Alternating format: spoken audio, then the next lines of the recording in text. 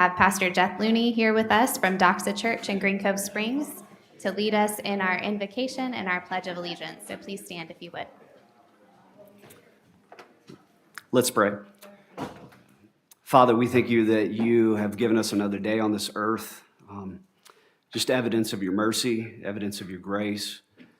We gather here this evening just as every human being, needy of wisdom, needing of knowledge. And so I thank you for the men and women that represent the school board. I pray that as they're making decisions, as they're considering things, that you would just give them your wisdom, that you would help them to operate in integrity and dignity as they serve our community.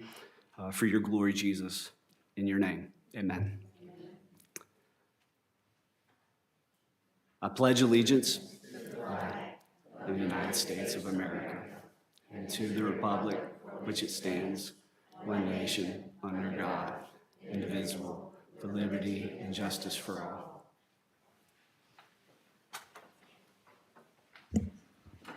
All right, I'll now call to order the board meeting for June 29th, 2023. We want to welcome the citizens of Clay County and take this opportunity to thank you for taking time out of your busy schedule to attend tonight's school board meeting. This meeting is our opportunity as your elected representatives to collaborate openly and make decisions that will decide the future direction of our public schools and the education of our children here in Clay County. If you wish to address the board on an agenda item, there will be an opportunity to speak for 3 minutes. Please fill out a card, which you will find in the back of the room, indicating the specific item number or topic you wish to speak about, and turn it in promptly to one of our officers. If you have items that you would like to present to the school board or superintendent, please hand them to an officer who will distribute them accordingly. No additional cards will be accepted once the board moves to the public comment section under presentations from the audience. Your participation is always welcomed and appreciated. Tonight's recognitions and awards, we have Miss Brenda Troutman, Assistant Superintendent of Human Resources, to recognize our 2022-2023 school retirees. Good evening. Ooh, that's loud. This is a great time of year, and unfortunately, I'm not on the slides up there. I'm not one of the retirees yet, but you know, it's just we have such great employees, and I wish we had more time and that we could have all 118 of them here, but I think some of them are already on a boat or they have their toes in the sand somewhere. But this is just a slide presentation that I have to give credit to Kevin Leary and Human Resources and Marilyn for putting all the information together, but there's 118 employees that are going to be recognized on here. So take the time, read. It shows what school they retired from, the position that they held, and as you can see, over 2,571 hours of service to the students of Clay County. So hope you enjoyed the presentation, and congratulations to all of those retirees. Enjoy your time off.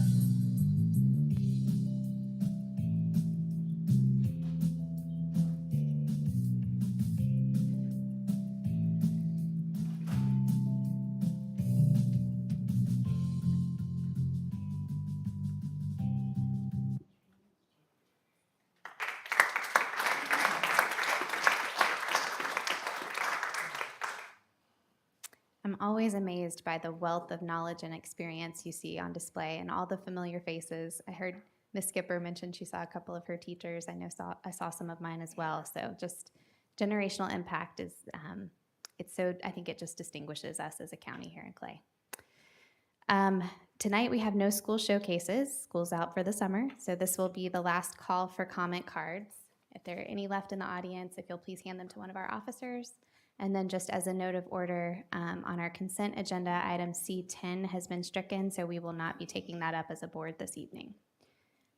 We will begin with Patricia Schaefer, and she'll be followed by Gargi Cipolleti. Cipolleti, I'm sorry if I say that incorrectly. And when you come to the microphone, if you would, please just state your name and address for the record.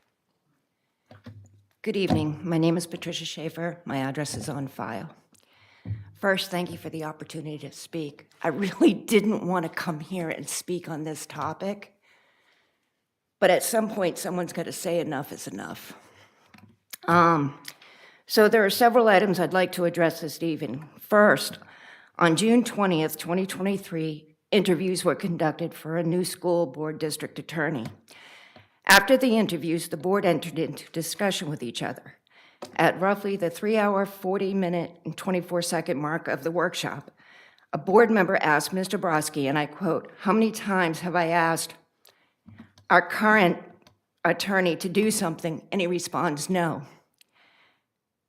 Currently, how isn't the entire school board, who are in fact elected by the voters of Clay County, being fully represented when the current attorney tells you no?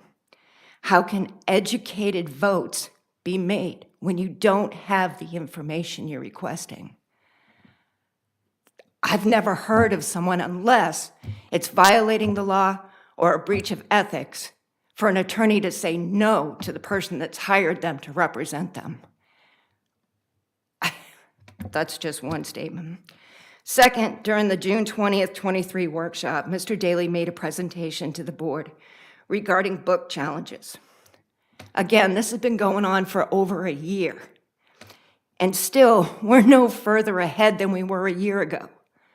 Except for a year ago, some people on the then board were denying that books that contain porn were in our schools. We now know, in fact, we have books that have violated Statute 847, and unfortunately, there's probably more in our school that haven't been challenged yet. I'm just asking, when is the board going to draft an exact policy that gives people clear direction, that there's no wiggle room? Yeah, as it was stated during the workshop, if it violates 847, Mr. Daly can remove it on his own if it's blatant and egregious. But then there's two other standards that the policy doesn't address. Is it age appropriate, and can the individual understand what they're reading? Our policy doesn't address those two standards. Folks, there's more going on in our schools than these book challenges. I see tonight that they were pulled. Could they have been pulled because on some of them, by your own policy, there weren't 5 members of the committee that voted on the book to stay on the shelf? That's a question. Could they have been removed because some of them do in fact violate 847? Don't know. Or is it another way to kick it down the can, as I heard during the school board workshop? Maybe we'll draft the policy and wait for the new attorney.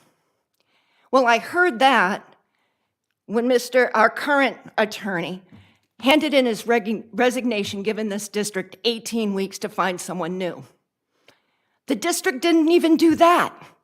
They didn't post the job correctly. It had to go out again.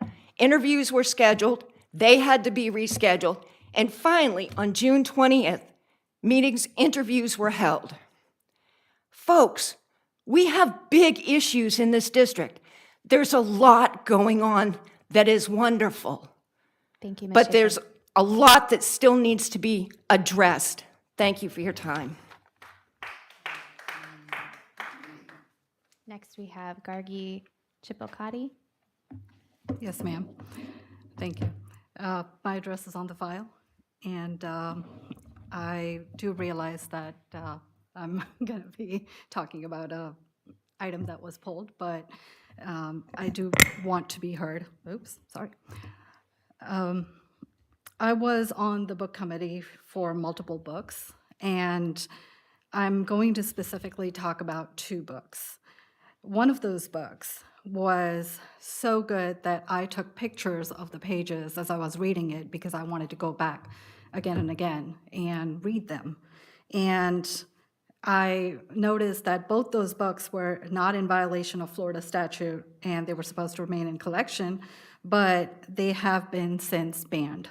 So not only did I waste time and effort and energy reviewing those books, but then the review committee's approval or denial wasn't even considered.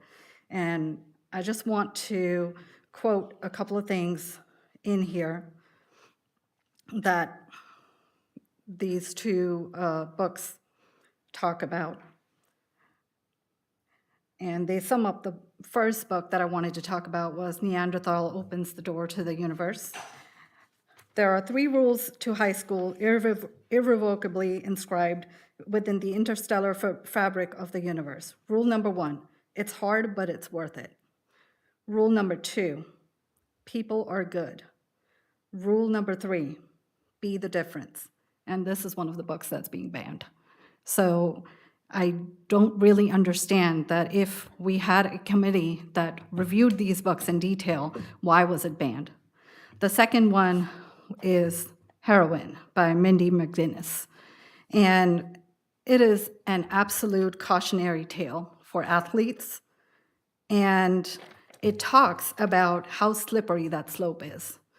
And this book is well thought out. The cover art is absolutely gorgeous because it's looking inside the addict's mind and mental state. And it does not glorify addiction. It tells you how bad it can get. People steal, people do all kinds of horrible things. And it talks to you about everything that you need to watch out for. Not only that, at the end of the book, it has a list of resources for help. So with that, if these 2 books were not in violation, why were they banned? And why was my time wasted? Not only that, I understand that the book review committee is 3 people, but I understand that it's not diverse. And from what I also gather, that it's 2 of those members report to the 3rd one.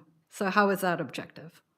Why were the book review committees not taken into consideration?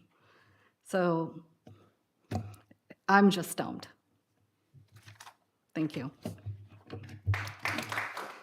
Next, we have Dee Lansford, followed by Bruce Friedman.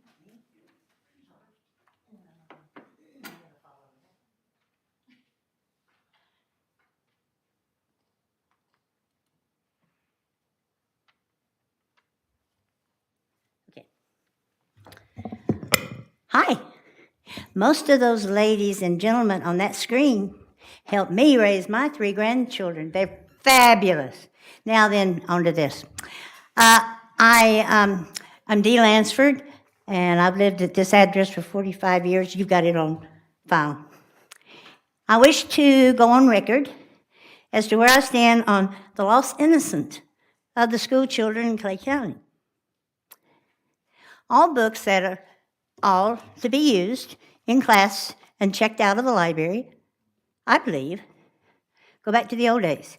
They should be read and approved and accepted by staff, a few parents, and whoever has had this job has dropped the ball. We don't have 5 people for every school out there anymore. All leaders of our schools allowed the books in without reading them. Also, the headers and also the rules for the use of the bathroom. That's been sort of taken care of. Governor's not so mad at it now. But that's still raising your children in order to go in, and I'm getting tired of my grandson having to go between buildings. So, let a boy go to a boy, let a girl go to a girl. If you've got something else, make your own school.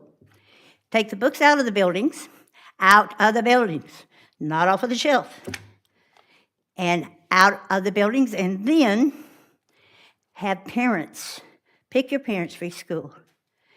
Have them and you and a representative read the books before they get in there. If you clear that out, you're not going to have this problem. You'll have them beating at the doors, but they've done that for every year. We've ignored them, we still will. So I'm with the parents on this, and that's basically, I want you to consider, all of you want to know where I stand. Now you know. That's where I stand, with the kids. Next, we have Bruce Friedman, followed by Don Hall.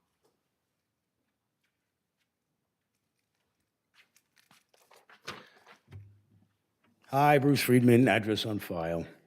I've already spoken to Chief Wagner. I delivered 9 new requests for an appeal, 25 new book challenges. 13 of them are blatant violations of Statute 847, easy wins.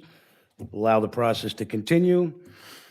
Sometime between 2 in the afternoon today and when I got here, I received an update that 69 additional titles have been pulled from your holdings, whether that's removed, weeded, deselected, I personally don't care. As long as they're gone and they're not coming back, that's fine. The criteria for getting rid of those books is probably limited to Statute 847. Come the day after tomorrow, when House Bill 1069 goes into effect, there will be additional criteria to consider.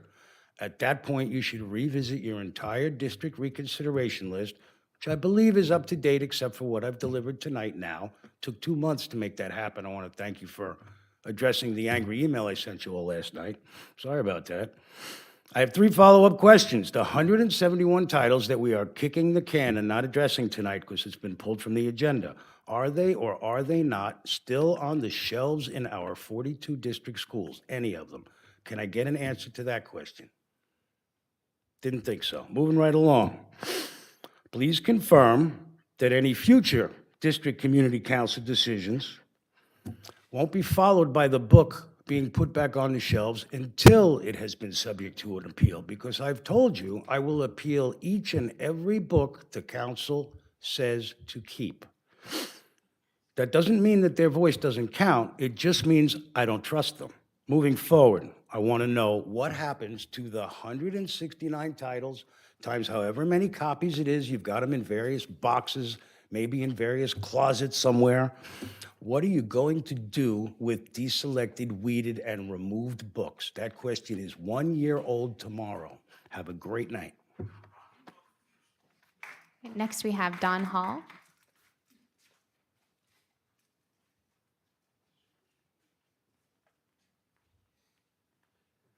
Hi. It's my first time here, so I don't know how anything works. I know that I have a 3-minute timer. I'm not going to use the whole thing, I promise. Ms. Hall, if you'll state your name and your address for the record. Thank you. My name is Dawn Hall. I live at 1603 Harvest Cove Drive, Middleburg. Sorry. As I said, I don't know You're doing great. how it works. I kind of promised my husband I wasn't going to speak tonight, but that was before I went to my child's elementary school today and went through the library of not my child's teacher, a different teacher's books to see which ones they were allowed to keep. This was thousands of dollars worth of books that this teacher brought into the classroom on her own accord, paid for it, brought it in. I understand after today how it works where if it's not in the library database, it can't go in the classroom. I understand that it needs to be in a database. Totally understand and agree with that so that parents can say, you know what, I really don't want this book for my kid, thanks. How do we get the books? Like how can we make a database for each classroom? I think it's important to have these books available to the kids. A lot of them were like Magic School Bus books. So things that I don't think anyone has any problems with. I don't know. A lot of people have a lot of problems with a lot of things. But that way, the teachers aren't wasting their time trying to find things for their kids. They feel maybe heard, maybe appreciated for all of the work that they've done over the past years, decades, however long they've been teachers. I just want that to be something that maybe we can work on, so that the teachers can have their books. I know that my daughter has personally benefited from her teacher bringing in books specifically for her. She's a precocious reader. She's skipping second grade and going into third. So she's 7, but she's reading at a 6th or 7th grade level. Her teacher was able to find books that I wasn't, because I was like, I'm running into all this like romance stuff or stuff that like puberty. She's 7. She doesn't need the puberty yet. Like in the books, I have different opinions on children being taught puberty at an earlier age because they go through it at an earlier age. Side point, just please, if we can get the books back on the shelves in some way, make a database for each school, each classroom, I'd really appreciate it. Thank you very much for your time. Thank you. All right, that concludes our presentations from the audience. So at this time, we will move towards the adoption of the consent agenda. And as I noted before, item C10, Library Book Challenge Titles Committee Recommendations, has been removed. Do I have a motion? I move approval of the consent agenda. I have a motion from Ms. Bola. Do I have a second? I'll second. I have a second from Ms. Clark. All in favor, please signify by saying aye. Aye. Any opposed, say no. Motion carries 5-0.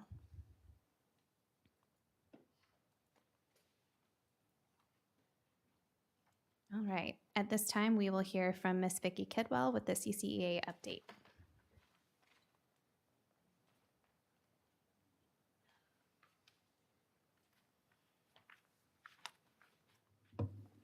Ooh, I feel like it's crooked. Good evening. I'm Vicki Kidwell, elected president of the CCEA. Thank you for the opportunity to share some perspectives from our Clay County educators. The district works hard throughout the summer to prepare for the coming school year. This school board, too, continues its work as elected officials. The community has tasked you with continuing to grow the academic excellence of Clay County schools. It's a responsibility that I know you take seriously. It's my responsibility and honor to listen to our educators and advocate for better working conditions and excellent resources and support systems, which help our dedicated educators meet their students' needs. Even during summer, my work continues. My elected position grants the authority to enforce our contracted rights, as well as demand to bargain changes in working conditions. I'm also trusted by our educators to voice their concerns on issues of policy that directly affect learning and teaching conditions. I've been advocating for measures to retain classroom libraries for our primary students for months. I hope that soon the district is willing to find a compromise. I will continue to advocate for this. I understand and remind myself often that I can only advocate, but have no control over many of the concerns of our educators. Yet I must not turn away from lending my voice and my energy to what I see as right and good. I appreciate those times when the district is willing to collaborate and respond to educator concerns. It means everything to our employees to know that they are heard and valued as dedicated professionals. Making a difference in children's lives is what they want to do. I also understand that when there seems no way forward, I must be at peace and that I have done all that I can do. Ultimately, the decisions that shape Clay County District schools, for better or worse, those decisions, their outcomes and repercussions, they rest on your shoulders. It's a heavy weight, and I know you take it seriously. I am not here to make it harder for you. I truly believe we all want what is best for the wonderful students of Clay County, and I hope that we can decide to work together. All right, next we'll hear from CESPA, but okay, no CESPA update tonight. So, Mr. Superintendent, your presentation. All right, I'm going to throw a curveball at you because this just happened 3 o'clock this afternoon. The state released the student assessment scores, and anytime that the state offers a new assessment, there's always concern, how are you going to do, right? Just like everybody, we're competitive. So I don't have a slide for this, so you're going to have to listen to the verbals for it because it happened late in the day. One, I would say this: how about first in the state in civics? Okay. Yeah, in case you didn't know, it doesn't go any higher than first, okay? Fourth in U.S. history, second overall in social studies. Social studies rocked it this year. Second in sixth grade ELA, sixth and 10th grade ELA, and overall in the top 10 for ELA. So there's social studies, there's language arts. Math, third in the state for sixth grade math, fifth grade math, third overall in the state for Algebra 1 overall. Fantastic job by our math teachers. In the area of science, science is only in 3 grade levels, fifth, eighth, and biology. In fifth grade, sixth in the state. In eighth grade, sixth in the state, and third in the state for high school biology. How about a big round of applause for that? Now, I'd also tell you that doesn't happen without great teachers in the classroom, support staff that supports them, leaders in the school that lead them. And it really doesn't happen without an intentional plan. And, when the speaker spoke and said, hey, we're focusing on so many other things other than student learning and some of the things we should be focusing on, that's the very thing, that's the very essence of what we do as educators. And today, it just so happens there's a segue to the presentation. I'm going to talk a little bit about One Clay Leadership Academy, the ESE Summit, summer meals programs preparing for 23-24. In other words, student success is predicated upon really 3 groups. Right? Our teachers in the classroom and the people that support the educational process, administrators, etc. Parents. It's up to parents, too, and also our community. And we're blessed to have all 3 of those groups working hard for our school system, which generates the success that we've had. But there's also intentional planning.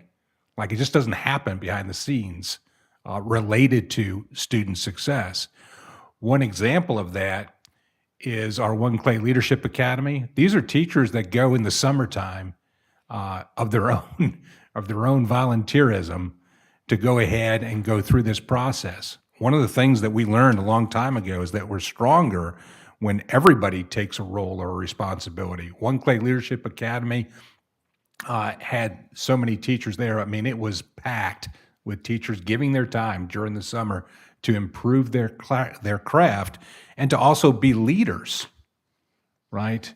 Most schools, typically an elementary school, has 2 administrators, right? But has a lot of informal leaders. We want teachers to take a leadership role, and that's the purpose to One Clay Leadership Academy. It expands the number of leaders in a school setting. We also had our ESE Summer Summit. Roughly 21% of our students are in ESE programs in Clay County. I always say a school system is measured by what they do for students that have the most need, not what they do for students that have the least amount of need, right? And so very proud of the efforts of Dr. Sanders and the group and Jenny Shepard. Very proud of our teachers coming in also during the summertime in order to prepare. Those are the kind of things that happen behind the scenes that nobody talks about, which lead to the success of students overall and the numbers that I quoted at the beginning. Our theme this year upcoming is actually, I'm going to give Ms. Hanson credit for this. We talked about engagement. Okay, we got to engage people, right? And so the whole theme this upcoming year is engagement with student data. You should use data to drive instruction. Engaging with the One Clay vision for instruction. Engaged in focused teacher support. Tiering support for teachers, giving them the support they need. So important. Engaging with families.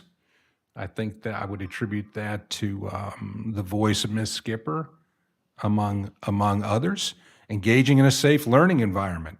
Evidence-based literacy instruction. I could give that to 2 or 3 board members that talked about literacy instruction. Positive behavior, learning with teams, and engaging families and the community. So I know everybody's geared up, getting ready for next school year. I'm excited to kick it off. I was always the principal, by the way. Little side note, teachers towards the end of the year would write something on the whiteboard in the room. They would say how many days there's left in school. Right? Has anybody ever seen this? Teachers write on there, hey, there's 12 days left in the school year, like they keep track, like the 12 days of Christmas kind of thing. I was always the guy that erased that and wrote things like, if there's 87 days to pre-planning, let's go. And of course, it was very popular among teachers. They were very excited when they read my comments on the board. But truly, as soon as 1 year ends, what I love about our organization is when 1 year ends, we kind of cut that off and they right away go back to preparing for the next school year, to the credit of all. It's kind of the theme for this year. We're a professional learning community engaged in engaging students in multi-tiered systems of support, anchored in the One Clay vision to ensure high levels of student achievement for all. You know, I was speaking at an event the other day, and I was talking about how not all students have the same path in life. You know, the road is sometimes traveled is twisted and turned. And whether it's programs like PACE, like AMI, like others, we have to focus on every student. We don't have the option of just the students that don't have any difficulties in their process. A couple other reminders for transportation. We're asking parents to register. In this way, we can have efficient bus routes and better customer service for folks. That's all that's really about. It starts July 1st. Upcoming events, registration opens. Teachers return on the 2nd, students return on the 10th, and board members, if you'd mark your calendars, we're going to have a ribbon cutting on July 19th. We'll send you an email, 9 a.m., Spring Park Elementary School, open. Principal's in there now. We're putting the finishing touches on it, getting ready for the next school year. Keeping my comments short to keep with the theme of a quick meeting tonight, and I wish everybody a great rest of the summer. Thank you so much. Can I ask a quick question, Mr. Broski? Opening up Spring Park Elementary, I had a question recently from actually a grandmother saying, my granddaughter is going to be going to Spring Park. What's the process? Do I have to register her? Because she currently goes to Patterson. No, ma'am, she'll receive information from the school. But she will need to register for the bus. Yes, ma'am. She's out of that Yes. mile and a half. Thank you. All right, so moving towards the discussion agenda, we have item D1, approval of the 2023-2028 strategic plan. Do we have a presentation on that, or are we just ready to move towards it? We don't, but I'd be remiss to tell you that I'm proud of the plan because I think it included from so many people, like 14 different parent organizations, Superintendent Student Advisory Council, Superintendent's Teacher Advisory Council, all of the board input that I highlighted. I'm proud of the vision for the future, and I'm excited about it. I know it's not glitzy, right? It doesn't, but it's very important what we do, and it provides a good focus. It is not like written in stone forever. It's reviewed every year. We judge it every year, that kind of thing. You should be proud of the work that you produced. That's what I'll say. All right, do we have a motion I'll move. and a second? I'll second that approval. I have a motion from Ms. Hanson and a second from Ms. Bola. All in favor, please signify by saying aye. Aye. Any opposed, say no. Motion carries 5-0. All right, we have no human resources actions tonight, so our next item will be D4, the public hearing to approve as advertised the 2023-2024 Student and Family Handbook and Student Code of Conduct. At this time, I'll open the public hearing. Anybody wishing to address the board on this item can approach at this time. No yellow cards needed for a public hearing. All right, seeing none, I will close the public hearing and bring it back to the board. Do I have a motion? I move approval. I have a motion from Ms. Bola. Do I have a second? I'll second. A second from Ms. Hanson. Any discussion? All in favor, please signify by saying aye. Aye. Any opposed, say no. Motion carries 5-0. All right, moving right along. Mr. Bickner, do you have anything for us this evening? Okay. School board member remarks. Any volunteers to begin? I'll go first. All right, Ms. Bola. It'll be quick. I just wanted to do a shout out to all of the retirees, first of all, and thank you for all of the years of service that you've given to our students.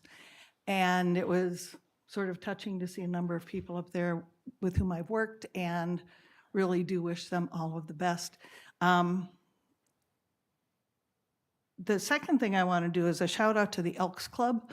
I always mention the Dolly Parton Imagination Library, and they just made a contribution of $2,000 to our program. And here again, early literacy. I can't agree more with Ms. Hall regarding the classroom libraries. The earlier, and obviously I know, hey, we know teachers work throughout the summer. They don't stop. And I know there are a lot of teachers right now who are working on their libraries. And the more books that we can maintain in those early grades, the better, because that's truly when children learn to read, so that ultimately they can read to learn. And with that, I just want to wish everyone a happy 4th of July. That'll do it. All right, Ms. Skipper? Mine's to the point, but it's a little lengthy. Well, actually, I would like to take the time to move a motion, if that's okay. We can't take action on an item that's not on the agenda. Okay, but can I move to put this on the agenda then? Or can I just say that we need to put this on the agenda? She's wanting to add an item to our agenda, but we can't Or vote. or what I'm saying is can we, So yes, and or possibly, we can't vote on anything that's not on the, That's correct. okay. you have to So have can I just public have, notice okay, of can agenda I items. have discussion from the rest of the board then? After whatever I say? Sure. Okay, so I can't move a motion at all, No, period. correct. You can't add an item to our agenda once we're in the meeting. There's notice requirements just by law. And then that's for the purpose of the public being aware of what the board is going to take action on. Right, okay. So I was told differently, but okay, yeah. So if you wanted to add something To to an legally agenda. advertise it, do we have a section for new business? Something like that? If you want to add something to the agenda, you can do that just as long as it meets the advertisement requirements. I've told you guys before, if there's something you want to add to the agenda, you just email me, the It superintendent. can be Ms. Honora. whatever, as long as Anytime, we yeah, give it to you. as long as Okay. it's within the advertising requirements. And yeah. and everything has to be advertised? I thought it was Yes. just like policy. No, anything that we're taking action on has to be advertised to the public. They have to know that the board is going to take action on this item X number of days in advance of the action being taken, so that they have the opportunity to address the board regarding any action we may take. Okay, so can I add this to next board meeting's agenda then? With whatever? Sure, what I said? absolutely. Okay. Before I start and get deep into this discussion, I want to be very clear that this is not like a personal attack on any department, any person, any people, period. I want to get that just out front. I want people to remove their feelings, keep some emotion, but remove their personal feelings. I've said this before, probably as much as I brought up the portable situation, that if we can do better, we should do better, right? I always say we do a lot of things right, but if there is a place that we can move and do better, we should. So I want to start off by saying that I would like to restructure our police department from the internal entity that we have and move it back to Clay County Sheriff's Department over the leadership of Sheriff Michelle Cook. One of the many reasons, and I to get my thoughts out, I wrote this down. I want to give it back to CCSO, the responsibilities of safeguarding our children and faculty, for first and foremost, safety. We are in the business of education and not law enforcement. As it is structured now, the chain of command ends with reporting to civilians. Thus, no true oversight or separation of quote-unquote power, if you will, which leaves checks and balances unchecked, and no true law enforcement oversight. Case in point, after almost 4 years, RPD is still not accredited or officially started the process to be. I also have concerns that we have implemented delays in response with how we communicate with other departments in our county, like CCSO, who would inevitably be the main responders if a catastrophic event were to occur. Currently, we dispatch to Green Cove, and then it eventually gets to CCSO, which to me screams Parkland all over again. It is also my understanding that CCSO were the leaders and developers of CHIRP programs, at which the programs of each of our schools. It's Comprehensive Hazardous Incident Response Plan. Another concern of mine, if we have a crime that occurs on school property, like a sex crime victim or alleged sex crime victim, if you will, it is my knowledge if this occurs, the underage victim can only tell their story once or limited times due to laws, and we do not have a department who specializes in sex crime investigations and or collection of evidence. When it comes to budget, I have even more serious concerns. As a taxpayer, this to me is not fiscally responsible. Without going into a deep dive or getting into the weeds of our budget, we're having to utilize 2 departments to keep one afloat. And for what reason? When we can utilize one. With the limited manpower and specialty police work, we are having to rely on other agencies. And the root of all of this, it comes back to the safety and safety and accountability. At the end of the day, we have no way to measuring if we are doing the right thing when it comes to keeping our children, educators, and staff safe.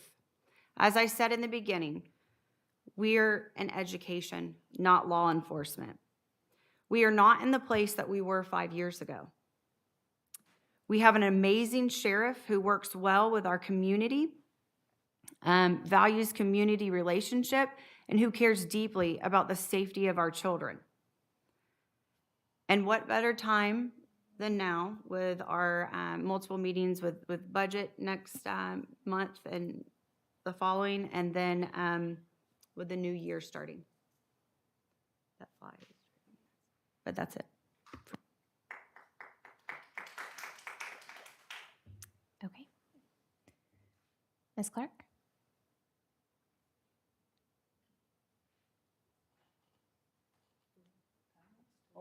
Hold on.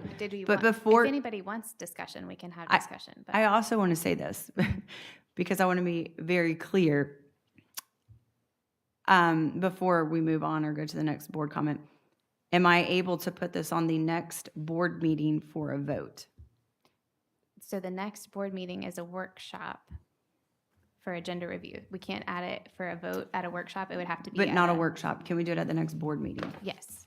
That's At a okay. meeting, yeah. So special can we meeting or do regular that, meeting. or do we need to have like multiple people agree? Do we need to move a motion? Do we need? No, any board member can add an item to the agenda. So can we do that for July's meeting? Yes, ma'am. Please, thank you. This is July. It would be August, meeting. whatever, Yep. that's what I meant. I forget that. Yep.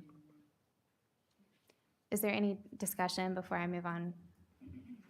Well, I do think there have been a lot of changes in the last 5 years, and it's our responsibility to review it. So I think it's a great idea. Okay. It's no secret while on the campaign trail, I did express some concerns about having an internal police force. My concerns actually started when I was a teacher. I just listen. Sometimes when you hear things over and over again, it makes you wonder what you're hearing and if there's any validity or truth to what you're hearing. I actually, while I was on the campaign trail, did some research into SARSA, where we report crime, and I looked at the crime from all 64 counties, and for the most part, in the 22-23 school year, about 40 to 53% of crimes were reported. So for instance, that would mean in Brevard County, if they reported 8,900 crimes, they traditionally would report to assessor about 40% of the time, which would be about 4,000 cases. And so last year, before I was a school board member, looking at the data, I looked at every single county. When I got to Clay County, we reported less than 1%. That's on the data today if you go look at the website. It's there. The new data will come out, which is what I was really going to look for and see what happens with our reporting. My main concern is my husband's military, so this has a point. There's a lot of checks and balances in the military, and there's always somebody who's ultimately responsible, whether or not that person had any knowledge of it. But I can tell you this. It has always concerned me, almost like a conflict of interest, that the chief police reports to several people at the county office, but ultimately to the superintendent, and we pay him. And so there's not a lot going on in between that. It's really hard to articulate, like Ms. Skipper mentioned, specialty crimes and having people specially trained for those crimes. I would also say having a regular internal affairs, that would matter to me. Having a department separate from Clay County School Board Police that monitored outside complaints, inside complaints. So as for wanting to have a discussion about it, I would love to have a discussion about it. I would also like to see if we're within budget by then. Maybe we can get some paperwork together to see how much we are exactly spending. I know in the first year of the police force, we spent $2 million more than we did according to the pre, how much we thought, and it was approved. That seemed like a reasonable amount of money. And then it was supposed to be it was like $1 million more than our current contract. But since then, we now are a union. People have had raises. We have more. We've bought more police, more weapons. Contracts for police. We have more weapons, as per questions from the last meeting. So I really would like to see the budget. Did we fall in line? How much have we bought? How much do we really need? Is there a way to get some kind of check and balances within the system and some specialty training? So, Ms. Skipper, I am with you on that.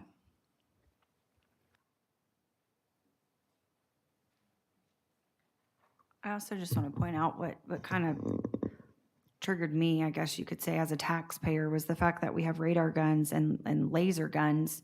Not really sure what the cost difference between the two are. I know that they're pretty pricey, and we've written 16 tickets in 3.5 years that we don't even get money for. So it's a little, we have the radar guns, speeding tickets. Yeah, no, we haven't had the laser ones. We've had radar guns. And then at the last workshop meeting, he said we had 16 total tickets that we don't even get money for. But the rate. I have a quick question. Dr. Legutko, I'm sorry. In our budget meeting that's coming up on July 25th, will we be getting a breakdown of the police department? Yes, you will have a slide that represents the funds that we collect specifically for safety and security. Thank you. And will that include anything from previous years? Do you have that information that we could possibly get a backup to when we acquired the police department, as Ms. Hanson was referencing? Yes, well, the presentation will have historical information going back in the prior year, 2 years prior. But if you need additional information, I'll be happy to share that information with you. If you could get something together for that, that would be appreciated. Thank you. Okay. Can I also ask for, like, I don't know, a line item budget that was like purchased through our police department, like handguns? Does that all include that line item? The presentation will be a little.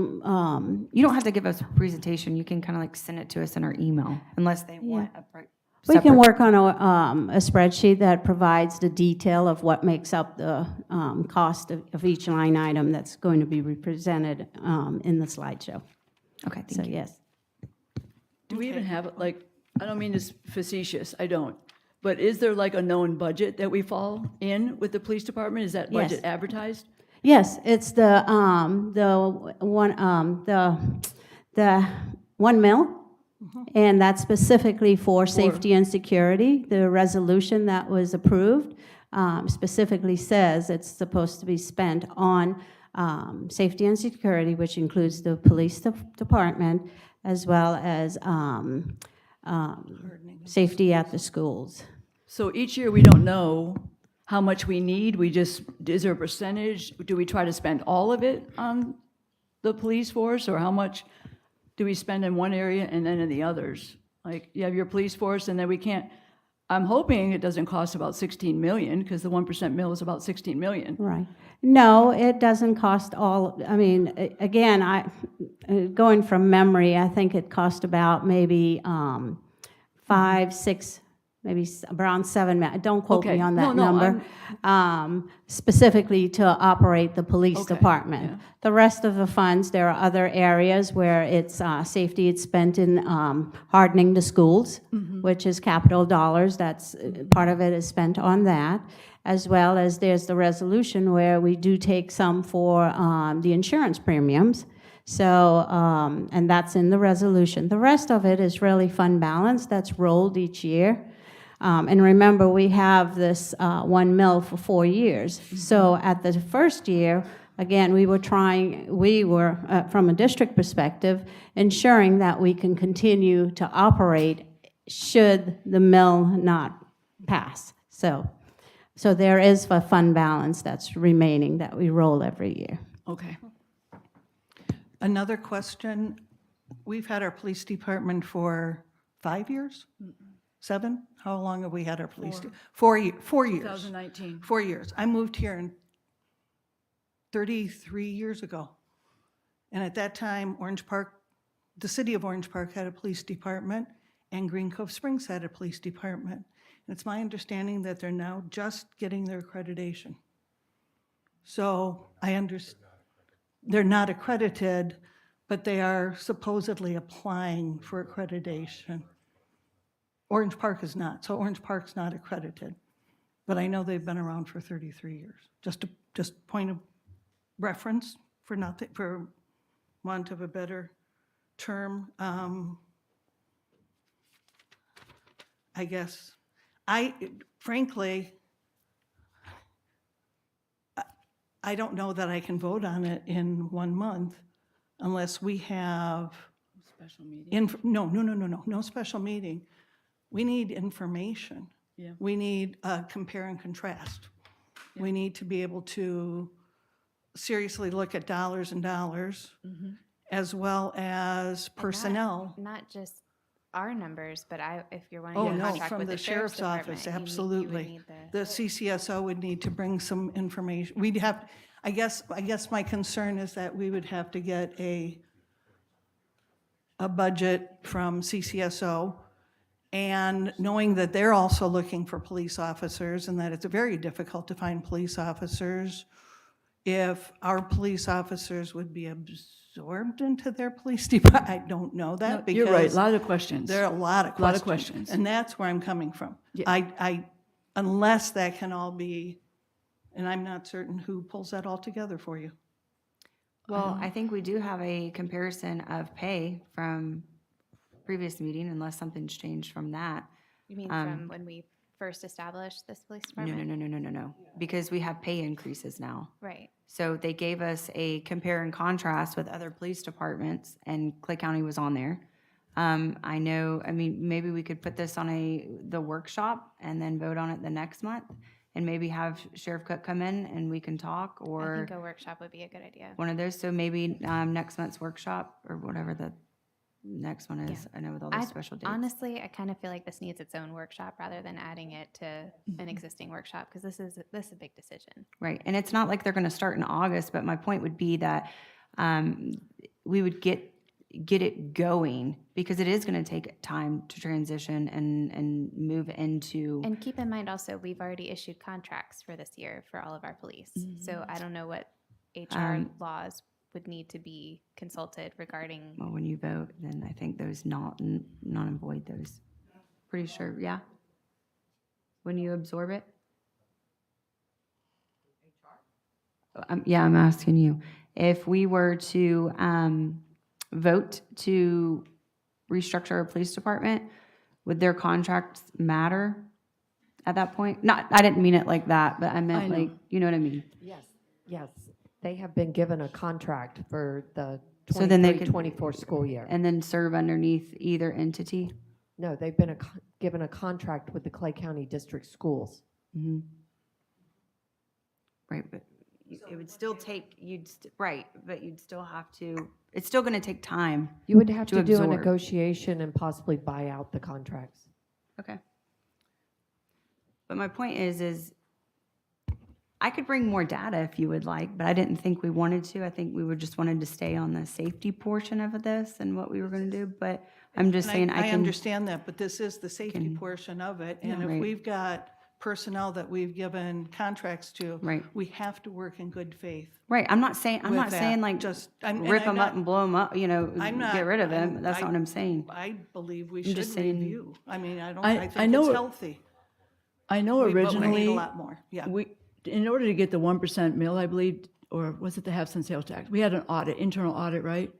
And that audit, somewhere I've seen the original budget for the first 3 years for Clay County School Board Police.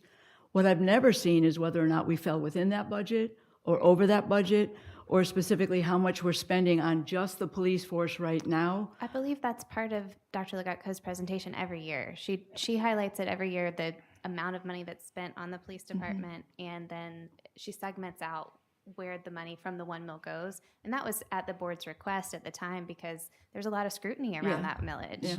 And so we wanted to be very transparent with the public exactly because some of that money was spent for benefits for employees because we were in a really bad situation with healthcare insurance and what it was costing at the time. And we put that in our budget presentation for transparency. So yes, Dr. Legatko. In addition to that, every month within the financial statement, there is a worksheet that actually identifies specifically how that 1 mil is being spent. So it's there every month. So you'll see the budget, you'll see the actual expense as well, and what's remaining. So, but what I want to do before we leave today is actually put it on a workshop. Okay. Because I don't want this to keep being pushed off like a lot of other agenda items, that happens and we're 6 months to a year in. Because I mean, I know how long it took us to hire an attorney. God forbid, we know how this is a lot bigger ordeal. So whether we have a special workshop on this, since we need an individual, and add an extra one for the month for advertisement, I'm for that as well. Okay, well, do you want to look at calendars now and pick a date?